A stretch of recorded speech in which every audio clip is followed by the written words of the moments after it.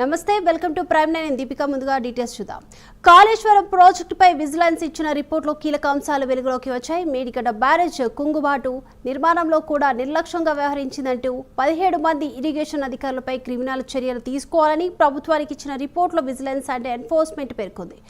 L&T సంస్థపై criminal చర్యలు తీసుకోవాలని స్పష్టం చేసింది. విజిలెన్స్ రిపోర్టులో పలువురు మాజీ ఈఎన్సీలు, ప్రస్తుత సిఈల, ఎస్ఈల పేర్లు కూడా చేర్చింది. 33 మంది ఇంజనీర్లపై పెనాల్టీ వేయాలని కూడా విజిలెన్స్ సూచించింది. 7 రిటైర్డ్ ఇంజనీర్లపై చర్యలు తీసుకోవాలని ప్రభుత్వానికి సిఫార్సు చేసింది. క్షేత్రస్థాయిలో పూర్తి నిర్లక్ష్యంగా వ్యవహరించారని నివేదికలో విజిలెన్స్ పేర్కొంది.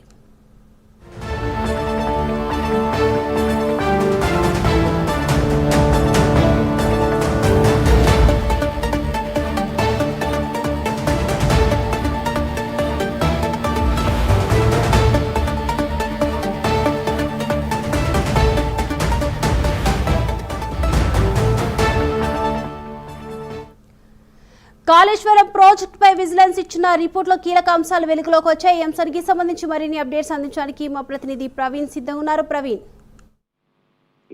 దీపిక, అయితే కాళేశ్వరం మేడిగడ్డ బ్యారేజ్ కుంగుబాటు నిర్మాణంలో నిర్లక్ష్యం వహించినటువంటి 17 మందిని ఇరిగేషన్ అధికారుల పైన క్రిమినల్ చర్యలు తీసుకోవాలంటూ కూడా ప్రభుత్వానికి ఇచ్చిన రిపోర్ట్ లో పేర్కొని విజిలెన్స్ అధికారులు అయితే ఒక రిపోర్ట్ ను సమర్పించారు. దీని మొత్తం టోల్గా ఈ యొక్క కాళేశ్వరానికి సంబంధించిన రిపోర్ట్ ని అంతా తయారు చేశారు. అయితే ఈ రిపోర్ట్ బయటికి రావడం పట్ల కూడా సర్వత్రా అయితే ఒక ఉత్కంఠం అయితే రేగుతుందని చెప్పాలి. ఎందుకంటే 5వ తారీఖు కేసీఆర్ కు విచారణకు రావాలని మాజీ సీఎం కేసీఆర్ కు నోటీసులు ఇచ్చారు. నోటీసులు ఇచ్చిన క్రమేపంలో నేను 5వ తారీఖు హాజరు కాలేను, వచ్చే ఈ నెల 11వ తేదీన హాజరైతానని కేసీఆర్ చెప్పడం జరిగింది. విజిలెన్స్ అధికారులు దానికి ఒప్పుకోవడం కూడా జరిగింది.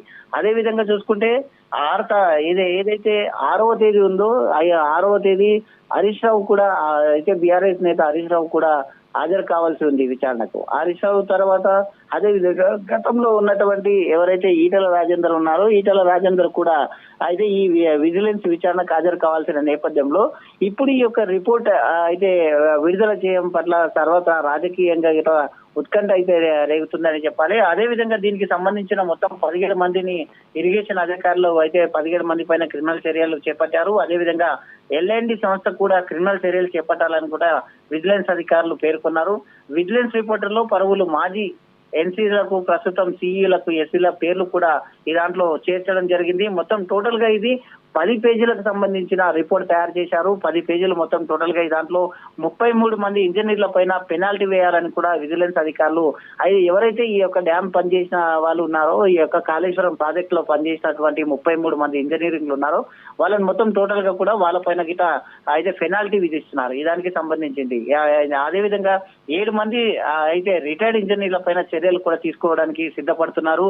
క్షేత్రస్థాయిలో పూర్తిగా నిర్లక్ష్యం వహించినందుకు నివేదికలో మొత్తం టోటల్ పేర్కొన్నారు. అంటే దీంట్లో మొత్తం టోటల్ గా క్షేత్రస్థాయిలో ఇదంతా మొత్తం టోటల్ గా ఇదంతా నిర్లక్ష్యం వహించి చేయడం జరిగిందని రిపోర్ట్ అయితే వచ్చింది. కాబట్టి ఈ రిపోర్ట్ ఆధారంగా చేసుకొని ఇప్పుడు వీళ్ళు ఏదైతే కేసీఆర్ గాని, ఈటల రాజేందర్ గాని, హరీష్ రావు గాని విజిలెన్స్ విచారణకు హాజరయ్యే నేపథ్యంలో ఈ కమిటీ ముందు హాజరు కావాల్సిన నేపథ్యంలో ఈ దానికి సంబంధించింది మొత్తం ఇప్పటికే అధికారులను అందరినీ అయితే విచారించిన నేపథ్యంలో అధికారులందరూ కూడా గతంలో సీఎం చెప్పిన విధంగానే మేము చేసినామని చెప్పడం చేతనే వీళ్ళందరికీ కూడా నోటీసులు ఇవ్వడం జరిగింది. కాబట్టి ఈ నోటీసుల పైన అయితే మొత్తం టోటల్ గా ఈ యొక్క రిపోర్ట్ పైన ఇప్పుడు తీవ్ర ఉత్కంఠ అయితే కొనసాగుతుందని చెప్పాలి.